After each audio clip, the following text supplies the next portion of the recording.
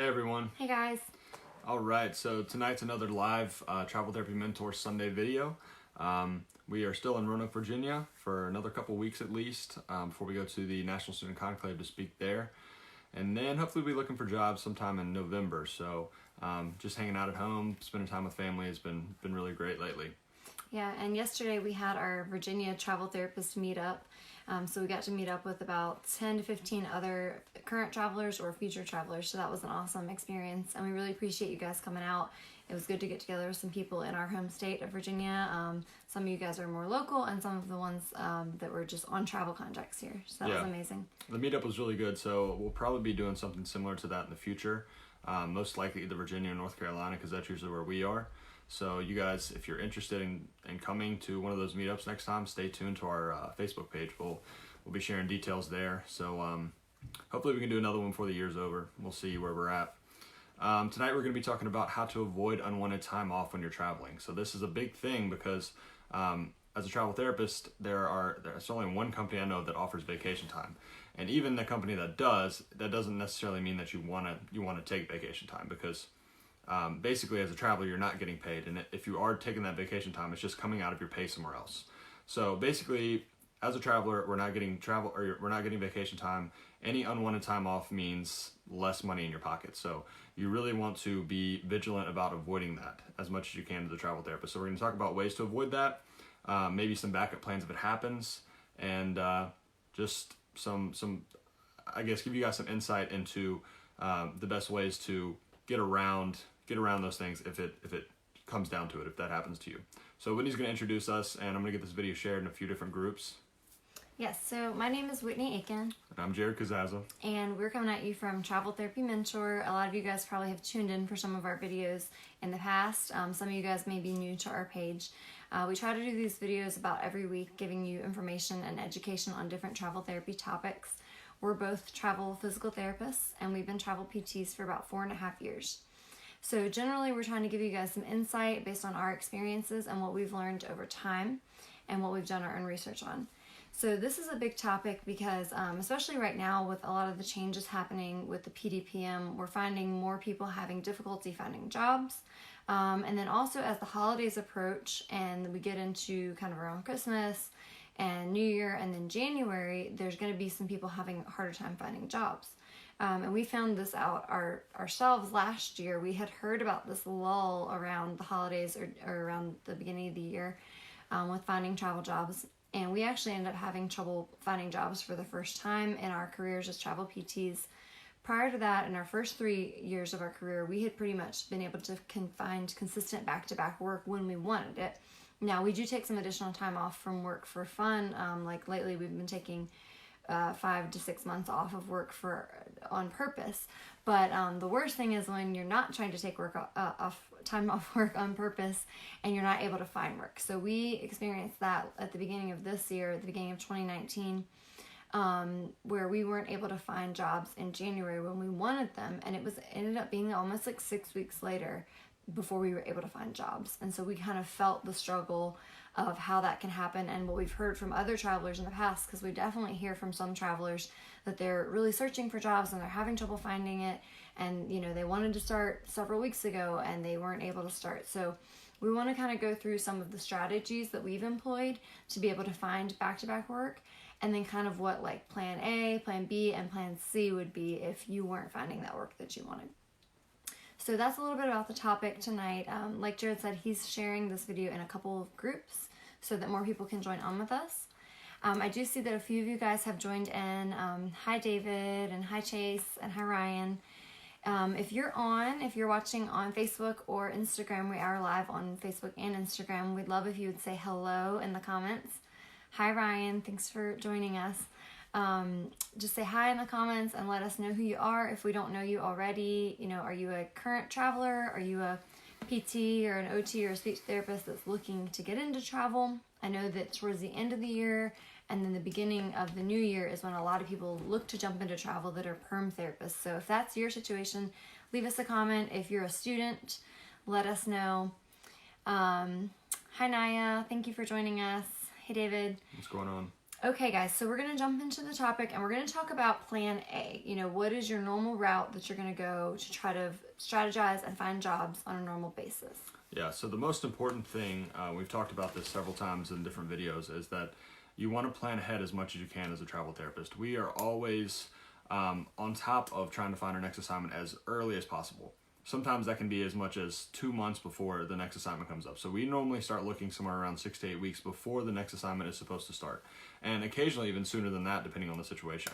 So plan in advance. Don't get to the end of your contract and then be like, all right, I don't know where I'm going, because that's always going to lead to time off. So yeah, planning in advance is probably the most important thing. So that means that you have to be proactive. Yeah. We've definitely heard people that sort of wait around on their recruiters to contact them, and they're like, well, they didn't really get the ball rolling, and it's like, no. Like, you want to have a good recruiter or multiple good recruiters, but it's still, the ball's in your court. You need to take initiative in the situation, because while your recruiter might really want to find you a job, they're not going to lose that much pay if you're not working, but it's on you. You're going to be the one losing pay if you're not working. Yeah, we've run into several situations with other travelers that we've met over the years that basically let the recruiter be the one to dictate everything about finding their next assignment, which it just is always going to lead to you. It's not always going to lead to you missing work, but it's not going to lead to the optimal outcomes. You want to make sure that you're looking for jobs. You're letting the recruiter know, hey, remember my assignment ends this date. I want to start as soon as possible after that. Whether that's you want to take a week off to move, or you want to just have the weekend to get to the new place like we've done in the past. You want to make sure that you're on top of that. Another part of that planning ahead is to make sure that you've established relationships with a few different recruiters. So if you wait, if you have one recruiter, you're not going to get all the job options, which limits your options, and you don't want that. The other thing is, if you wait until the end of your assignment to start contacting other companies, so say your main company doesn't have a job where you want or in the setting that you want, and then you try to contact other companies and be submitted for jobs that they have, if you haven't filled out paperwork and all that, they can't just submit you. So you want to have an established relationship with a few different companies in order to be able to get submitted for jobs quickly. Yeah, we've definitely seen that happen a lot with a lot of people, where when they first get started as travelers, they build a really good rapport with one company. And even though ourselves and other travelers have recommended to them that they work with multiple recruiters, they say, well, I've always just really liked this one, and I think I'm just going to stick with this one because they're great. And that might be the case. They might be great, and they might have found you your first job and your second job just fine. But what happens if you get in that situation and you're looking for your third job, and they don't have anything in the area that you want to go to, or there's just a lull in the market for some reason, and they're not able to find you what you need, and now you're scrambling, and you're like, I really should, maybe I have that other recruiter's contact information that my friend gave me, or that Whitney and Jared gave me, or whatever, or that one that I talked to that one time, but I never really pursued it. Maybe I'll hit them up and see what they have. That's great, but if it's go time, if it's time for you to be submitted to a job now, and you want to start as soon as possible, you needed to have your paperwork and your profile filled out with that company. You needed to have your references sent in and all that, because otherwise it's going to delay the process, and you'll probably miss out on the job, even if they do have your dream job or the job you're looking for. Yeah, so that working with multiple companies is very, very important. So planning ahead, working with multiple companies are probably the two most important things.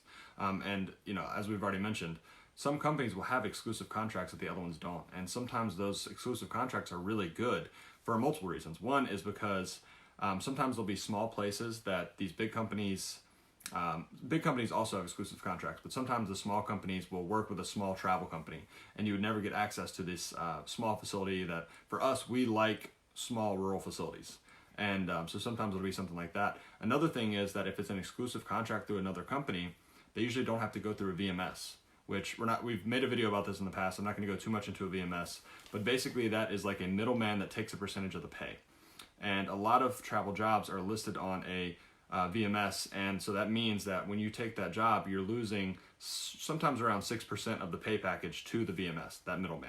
And if you're taking an exclusive contract through a different company, then you don't have that money coming out of your pay. So exclusive contracts can be great, and different companies have different exclusive contracts, obviously. So working with multiple companies, having the most options is very important. Yeah, and we really want to highlight that even though like you might have that one company you really like, for example, for us, for our first 3 years of traveling, we took almost every single job with the same company. I think I took one contract with another company, and then we took another contract with another company. But out of 3 years, we took like probably 90% of our jobs with the same company. But no matter what, on each and every assignment, when we were looking for the next job, we always reached back out to our other recruiters just to keep in touch, just to see what they had. We still maintained our profiles with them and had everything sent in. That way, you know, if they did have a job that we liked better than our main company, our primary company, we would have gone with them, but it just kind of always ended up, we kept coming back to the same company. But yeah, so 6 to 8 weeks in advance, we're reaching out to all those companies saying, okay, our next contract, we're probably going to work in Massachusetts or North Carolina or wherever we want to work. We're already licensed there. What outpatient jobs do you have? And that's the conversation that we start with all of them sometime around 6 to 8 weeks before. And that has worked really well for us. And we've had very little unwanted time off in our careers. So I think that has been probably the most important thing, multiple companies and reaching out in advance. Yeah. So the next thing that's pretty important in your job search is having multiple state licenses. So the big thing is, and the theme here is going to be flexibility. So the more state licenses you have, the more options you have. Now, maybe ideally you really want to go to Washington State for your next job. But maybe it might be a good idea if you're already licensed in your home state, plus one other state, plus Washington State, because that way you have options. You can go here or here, or maybe you just really want to go to the Pacific Northwest, so you get licensed in Washington and Oregon to increase your opportunities. Now, what we recommend here is when you're choosing the licenses that you choose to get, be strategic about it. So we always recommend that you look at the states that you want to go and find out what the trends are in that area. And you can usually find this out by talking to a few different recruiters and saying, which states do you tend to see more jobs in for my discipline? The big mistake that you could make is saying, I really only want to go to Utah or Colorado. And both of those states, come to find out, don't really have that many travel jobs. So if you're just banking on one state or two states, but those states don't have a lot of jobs, or like another one might be, say your home state is New Jersey or your home state is Delaware, and there don't tend to be a lot of travel options in those states, even though you have one or two state licenses, they're not good states to be licensed in as a traveler. You have anything to add to that as far as how we went about choosing? Yeah, I went on, so the big company that we worked with, that when you mentioned we took most of our jobs with, the reason we stuck with that company, one, is because they do have a lot of exclusive contracts. So we were getting a lot of those that were higher paying, that we wouldn't have been able to get through another company. And that's why we stuck with them so much. As far as state license goes, when we were looking for other states, I would always start it by going to a couple different websites, looking at the jobs available in whatever states we were trying to choose between, and then looking how many jobs in total for one, and then how many outpatient, because that's what we preferred. So I was always looking at where has the most jobs now, and I would keep tabs on that over time to see how that changed. Was it so for example, when we went to the Northeast, we wanted to be somewhere in the Northeast, but we didn't have a strong preference where. So we based what state we got licensed in strictly on which state usually had the most outpatient jobs. And that's how we chose Massachusetts. Same thing with North Carolina. North Carolina has a lot of outpatient jobs usually, so we chose there. And that's how I would go about whatever setting and whatever profession you're in, see which states have the most jobs, which any recruiter will be able to help you with that, and choose your licenses based on that. Yeah, like when we wanted to go to the Northeast, ideally we would have loved to have been in Maine or Vermont. But as we were checking over time, we were seeing there's hardly ever jobs in Maine or Vermont. And especially if we needed two jobs together and we knew we were going to be kind of picky on wanting to be an outpatient, the likelihood of us getting two outpatient jobs together in Maine or Vermont was just not going to happen. Yep. So we were like, you know what, Massachusetts tends to be a state that has a ton of jobs, so we'll just go with Massachusetts. And we did, and it worked out fine. We got two outpatient jobs together in the same clinic. Yeah, so worked out really well. Be strategic, think about which licenses you're getting, talk to recruiters, look at the job lists, and be strategic, and don't just pick your states on a whim. All right, so along with that flexibility theme that Winnie talked about, you want to choose, so there's three main things with travel that we've talked about in the past. There is location, setting, and pay. Of those three, you need to basically rank them in what order they're most important to you. Is the location the most important thing? Is the setting the most important thing? Or is the highest pay the most important thing? Rank those in order, and then you're going to have to be flexible on that third one, the one that's least important to you. That gives you the sometimes you have to be flexible on more than one, but especially on that last thing. So, for example, if you want to specifically be in Massachusetts and you want highest pay, you're probably not going to be able to choose exactly what setting you want. You might have to settle on setting. Or if you just want the highest pay and you want outpatient, you might have to settle on the location. You might not get somewhere on the beach, for example. So rank those, be flexible on that last one, and hopefully if you do that all in advance, you're talking to multiple companies, you'll be able to find something that fits you in advance. Yeah.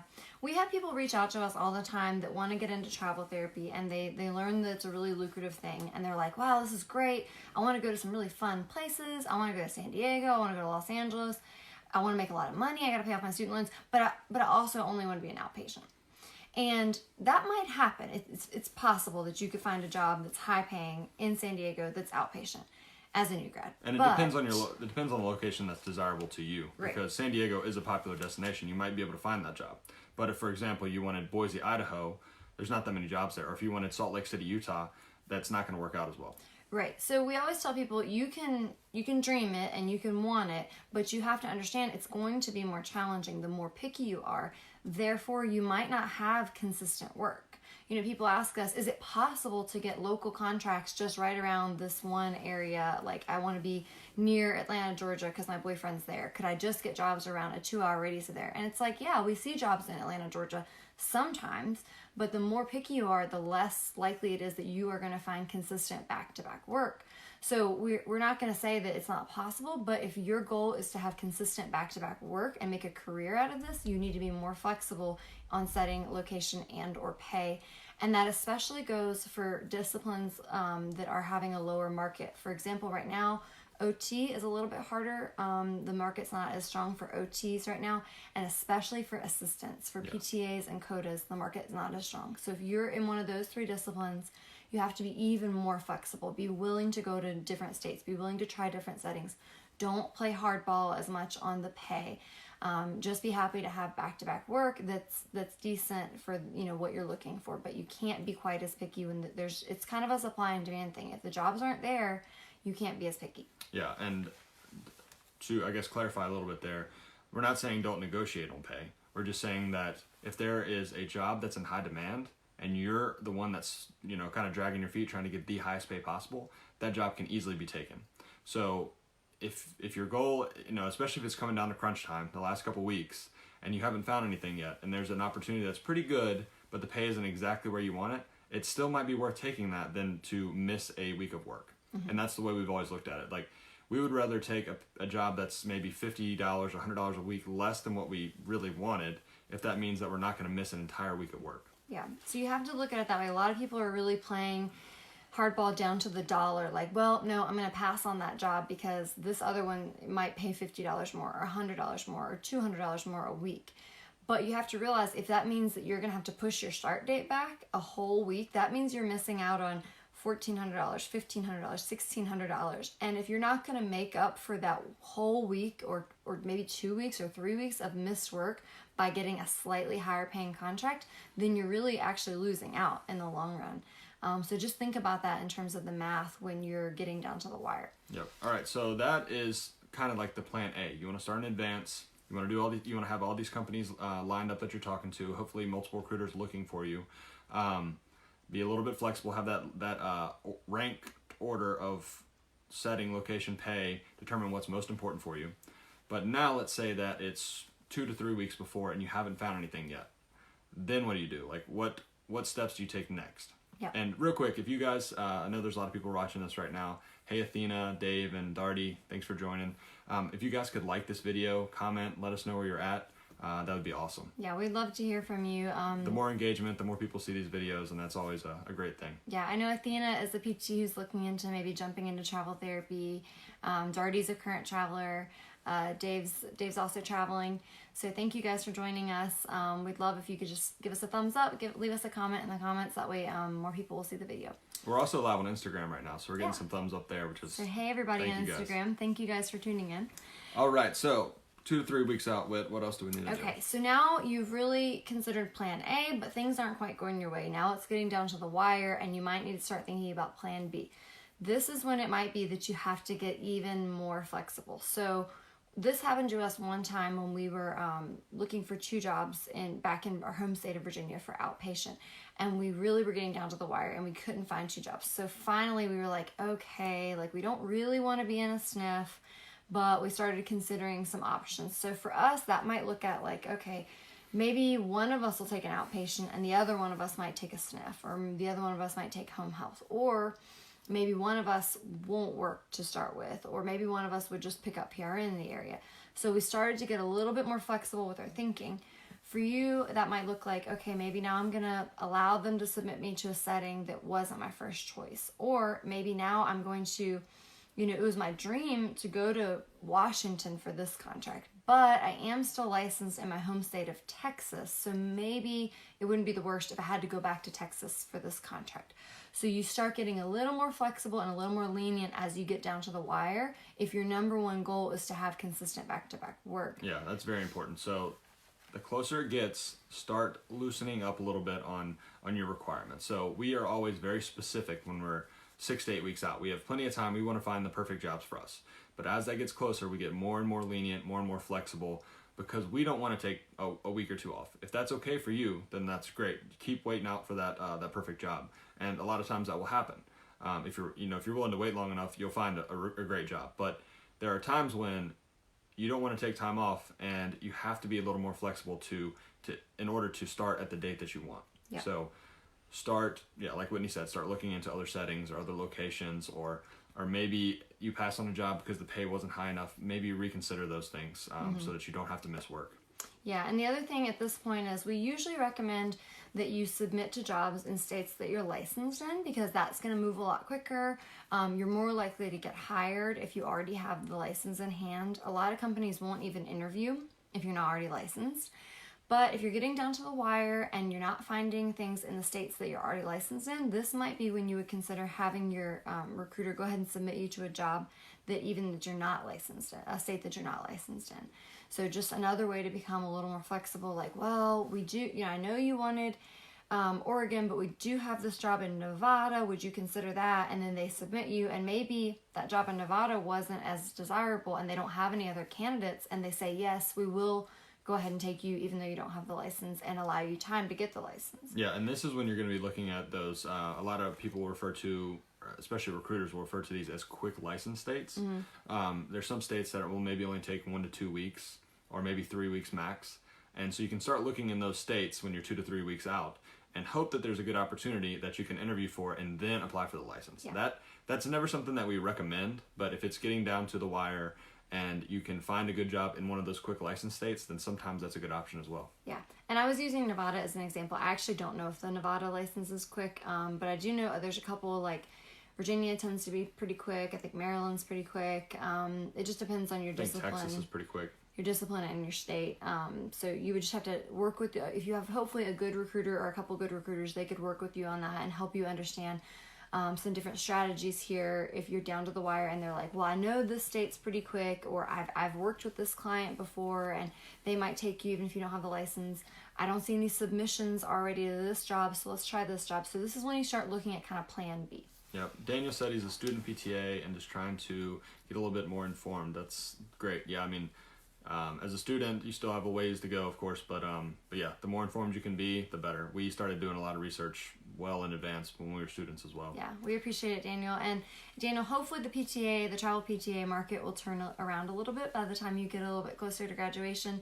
I would definitely check back with us at that time, and then also check with some recruiters at that time to see what the market looks like. Yeah, if you guys have questions at all about anything, let us know.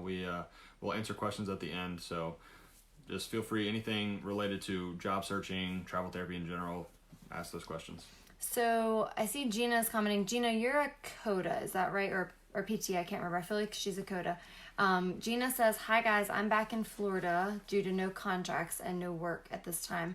I couldn't afford to wait, and I'm working as a preschool teacher until the PDPM stuff blows over. Yeah, for assistance right now, PDPM, our last video last week, if you guys haven't seen that about the impact on the travel therapy job market, PDPM has been pretty rough, especially for therapists that specifically work in skilled nursing and for assistants. So yeah, it's not a great time if you're a permanent therapist to jump into travel. And if you are a travel therapist that's normally working in SNFs, or you're an assistant, it might be a good time to take a permanent job or take some other kind of work until the market improves a little bit. So I'm sorry to hear that, Gina. I'm sorry it didn't work out. I know we were talking a week or so ago to Gina, and she was still trying to look for a job. So I'm sorry that ended up being what you had to do, but sometimes it gets to that where that's actually the next thing we're going to talk about is Plan C, kind of what happens if you've exhausted your options and you're not finding the jobs that you're looking for and you're not finding back-to-back work. So the backup plan, kind of Plan C here, one option would be... This is basically if your contract is ending that week or the next week and you haven't found anything. Or you've already... It's ended your contract, or you're already unemployed. Like I know there's a couple perm therapists that went ahead and jumped the gun and quit their perm jobs, and they're sitting there twiddling their thumbs waiting for their first contract to start. So if you're in this position, this is the time to be extremely flexible and starting to look at any and all options, looking at states that you're not licensed in, looking at settings that you maybe don't have experience in. Look at even going to places that might be less desirable, like a cold state in the winter or vice versa. Yep. We do know some assistants that have had consistent work for years now. And the consistent theme with all of those assistants is that they are extremely flexible. Most of them have 10 or more state licenses, so that if any jobs pop up when they need it, they go to that state. And they're not picky on location, they're usually not picky on setting, and they'll go anywhere. So you can keep consistent work, but it takes a lot of flexibility. And in a situation where your contract is already ended or it's about to end and you don't have any options, be as flexible as possible. Yeah. So this would be the time when you would start looking into getting some additional licenses. Now, the licensing process can take a while, but if you're just sitting around anyway and you don't have any good prospective options in the states you're already licensed in, you might as well go ahead and start working on another couple licenses. Maybe work on a couple quick licenses, 2 or 3, submit all at the same time. That way you'll have more job options in the coming weeks. If you are currently on a contract and you have no good prospective options coming up, this is when we would suggest maybe seeing if you can extend your current contract to buy yourself a little more time before going into the next one. We've done this before, and in fact, we've actually extended a contract by a week, 2 weeks, a month, just a short period if the facility is willing to work with you, rather than extending for a full contract, just to allow ourselves a little additional time while we're working on waiting on a license to go through or waiting to find that perfect job coming up.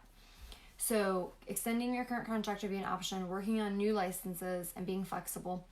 Now, as a backup plan, like Gina said, maybe it's seeking out some additional work in the meantime before you can find a good travel therapy contract. So in Gina's case, this might be another line of work that you have experience in, just something to pay the bills for a few weeks or a couple months. Something else that we really recommend is, we've mentioned in the past tax homes. So if that's a new concept to you about having a tax home and like a home that you go to between contracts, go back and watch our video on that, or we have articles on that as well. But in your tax home area, it's always a good idea to keep a PRN job if possible. And that's for these situations where you can't find anything, you don't know what to do, and you can just go back home, work PRN as much as you can, at least to cover most of your expenses until you can find another travel contract. So having a PRN job to fall back on it can be a lifesaver at times. We luckily have not had situations where we need to do that, but we also are both PTs that have a pretty good job market. So if you're an assistant or an OT, having a PRN job back home is a very good idea. Yeah, so picking up PRN can be a good option, whether it's back home or in a different location. So just some ways to think about if you're really struggling to find a travel job. And it happens every now and then. Sometimes there's lulls in the market. Like right now, there's kind of a lull for assistants and in some cases OTs.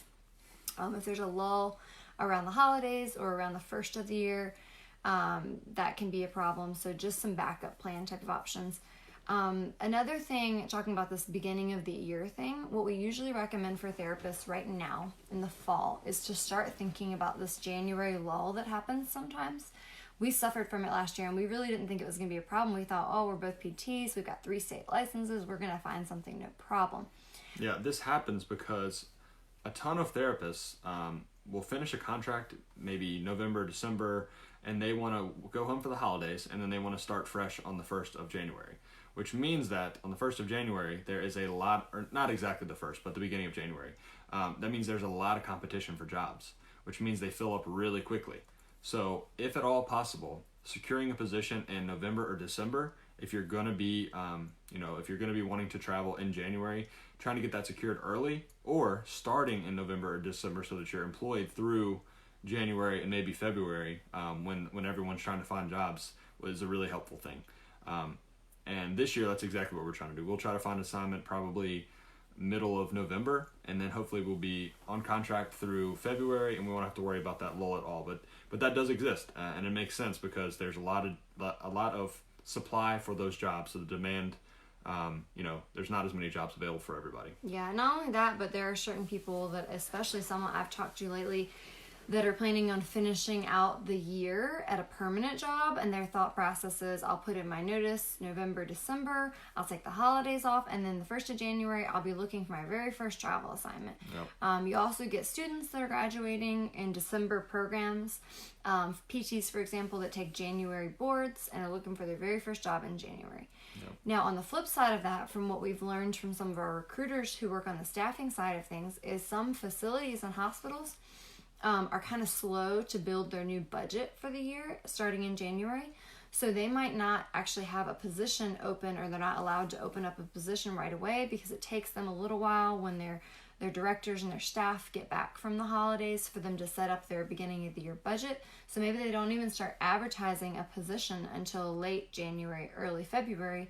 So maybe there are needs out there, but they're just not advertised yet. Yep. So there's kind of two sides of that equation why this lull gets created in January. So if at all possible, if you can start a job that goes through the holidays, even if that means you ask off a little around the holidays, which sometimes they grant permission to do that and sometimes they don't. But if you can try to work through the end of January and not try to start a brand new contract in January, we'd recommend it. Yeah. So hopefully that makes sense. If you guys have questions, feel free to ask them now. We have one on Instagram that we'll go over. But just to summarize real quick, be proactive, plan in advance. At least probably 8 weeks out, start thinking about where you're going to be next, start getting licensed in whatever state you want to go to next. Start getting in contact with all your recruiters, tell them what state, what setting you want to look for. Like we said, that's the time when you can be more picky. So look for that job that's perfect for you. And if you're new to travel, and if it's not, you're picking up after another contract. If you're new to travel, make sure to get in with multiple recruiters and companies. We always recommend that. If you guys need companies that you're new to this whole thing and you want recruiter recommendations, you can just comment recruiter on our video or send us a personal message and we'll help you out with that. But we always recommend getting in with a few, talking to several to find out who you like, and then moving forward with filling out a profile with them so that they'll have your information, they'll be ready to sit on go and submit you for a job when you're ready. Because if you're afraid to give them your resume and you're like, well, I don't know, I don't want to give my resume or my references out to too many companies, and you hold off and you only give it to one, then you're really decreasing your opportunity for job options. And you need them to have that profile filled out with at least 3 companies so that you can have the most options when it's time to submit you. It moves very quickly. They need to have your stuff filled out. So it's not a bad thing. I get that question a lot. Like, is it a bad thing for me to give all these recruiters my information? 2 to 3 we think is solid. Yeah, and our recommendations, like Whitney said, if you guys need recommendations, reach out to us, comment recruiter on this video, and we'll give those to you. But our recommendations vary based on your personal situation. So we're not just giving generic advice. We want to ask some questions from you, get some information about you, and be able to give you specific companies that we think will work well with you. So things like, what location do you want? What setting do you want? Is pay really important to you? What benefits are important? Those are questions that will all change what company we would suggest you work with. So feel free to reach out for that. What else? So that's kind of what we were talking about. Just plan A is always planning in advance, having a couple state licenses, working with multiple recruiters, and prioritizing what's the most important to you, whether it's setting, location, or pay. Yep. And this is about 6 to 8 weeks out from when you plan to start. So then as time gets closer, get more and more flexible, willing to at least entertain the idea of trying other settings or maybe another location or maybe applying for another state license in one of those quick license states. Those are all start to be important things. And then as the time gets very close, either the assignment is ending soon or it's already ended, that's when I don't want to say desperation, but you want to be very flexible. You want to be applying to almost any open position that might fit you, as long as it's something you're comfortable with. You don't want to just take a job because you're so desperate that you're just applying to anything. You know what I mean? You want to make sure it's still a good fit. I would rather not work than go to a terrible environment. And I think probably most people are like that, but maybe some people are just, you could be very desperate. That's also a situation where you would want to maybe have a PRN job that you could fall back on back home. So that is a lifesaver in some situations. So make sure, especially if you're an assistant or an OT right now, that you have something that you can fall back on. Yeah.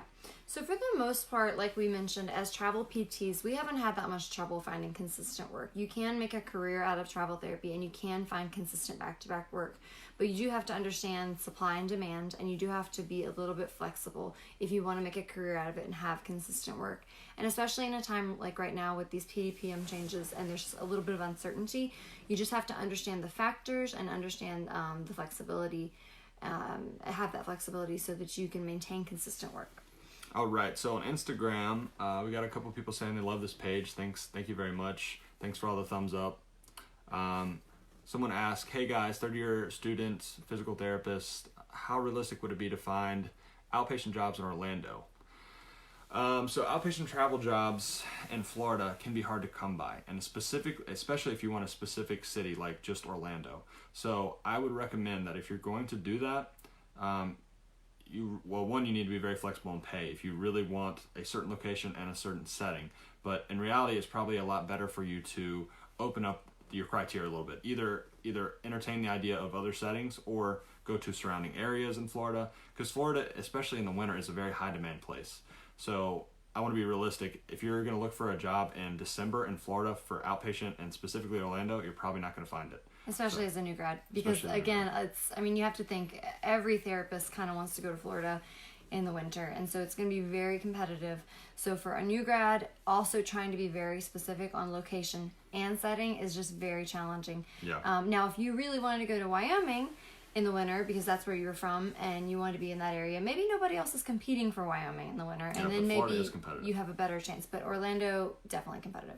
Madeline said, "Uh-oh, that's me," and that's talking about starting to work in January. That's a lot of people. You'd be surprised how many therapists specifically want to start as soon as possible in January. So, try to secure something earlier if you can, or be willing to accept a job maybe before the holidays and then just travel home for the holidays if you can. Yeah, but if you are looking for jobs in January, it is possible, but you certainly will have to be maybe a little bit more flexible.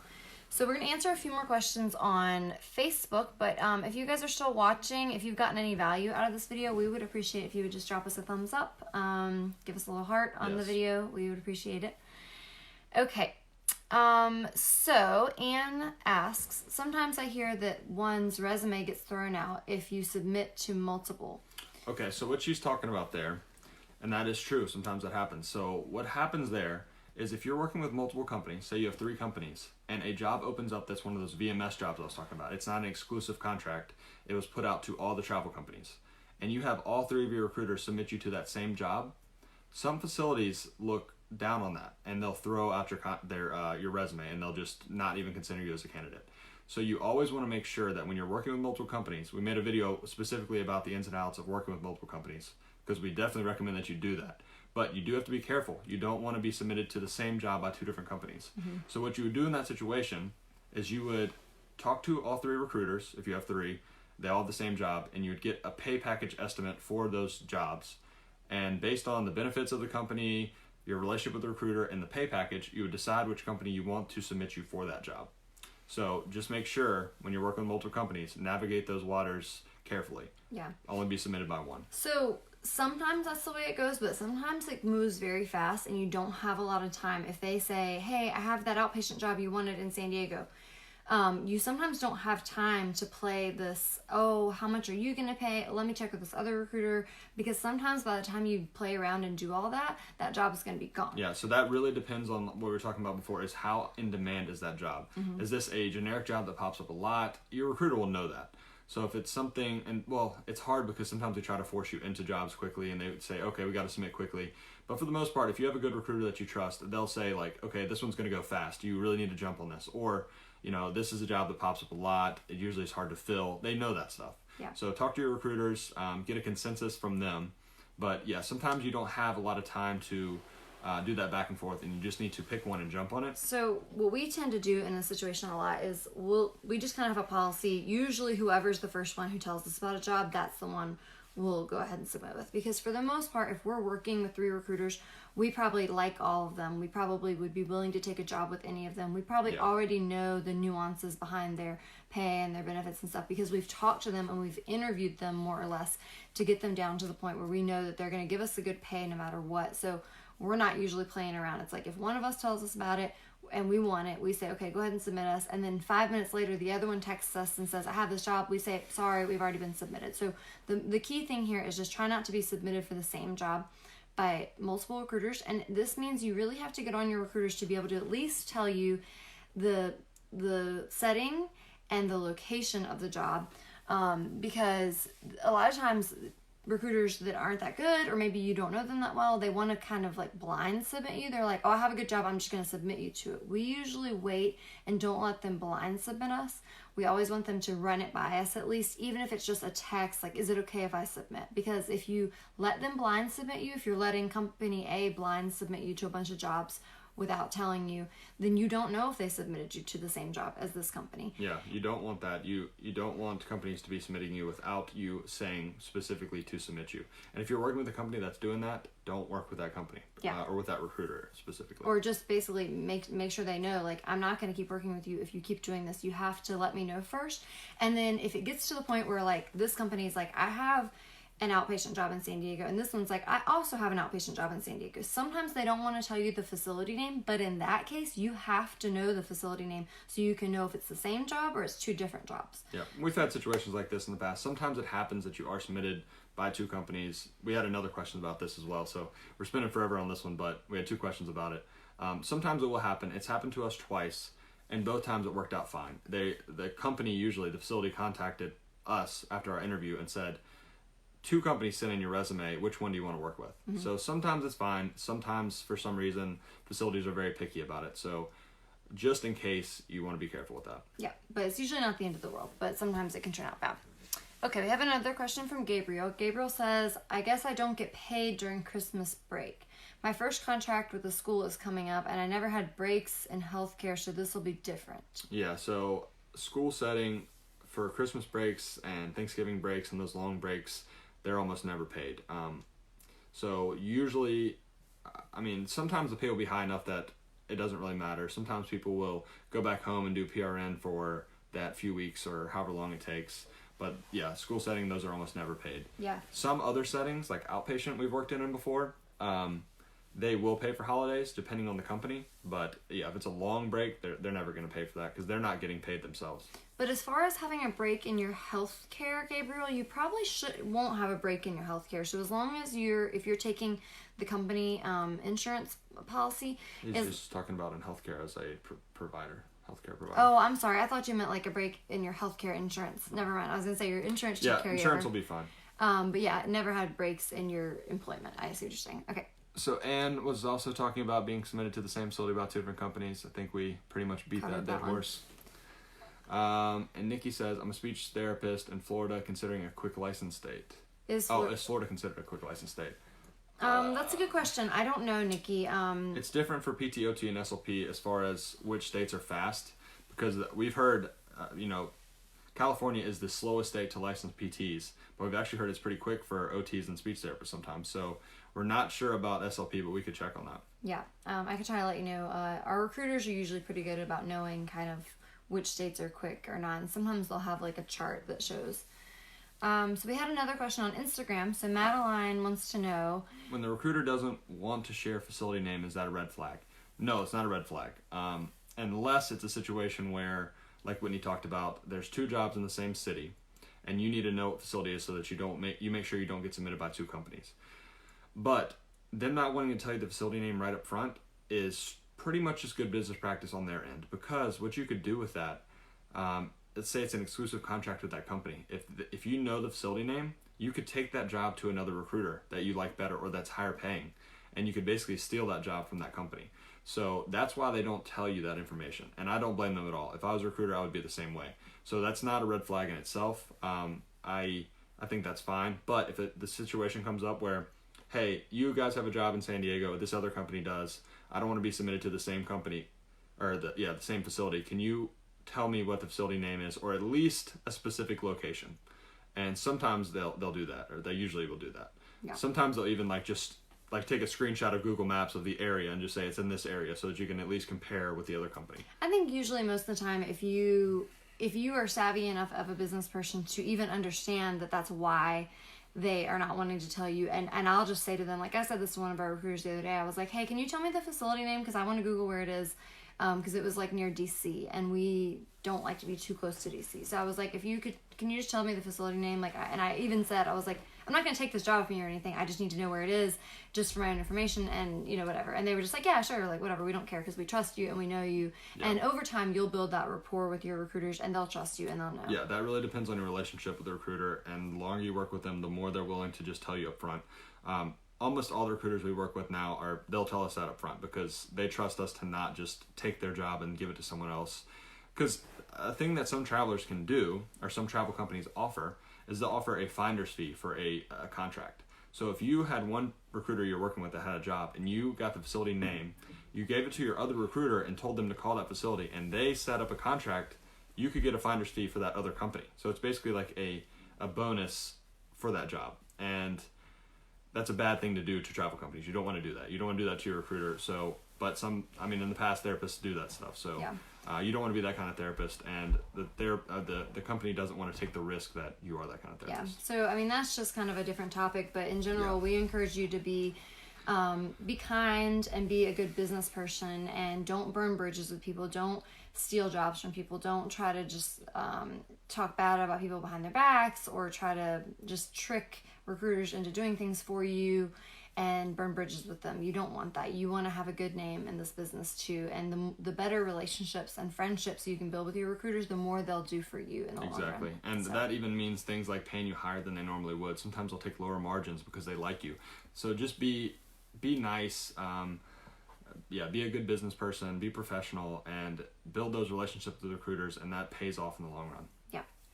If you guys have any more questions, feel free to leave them in the comments. We'd be happy to answer any other questions about this. Yeah, we'll answer after the video's over. I think that's all we have right now.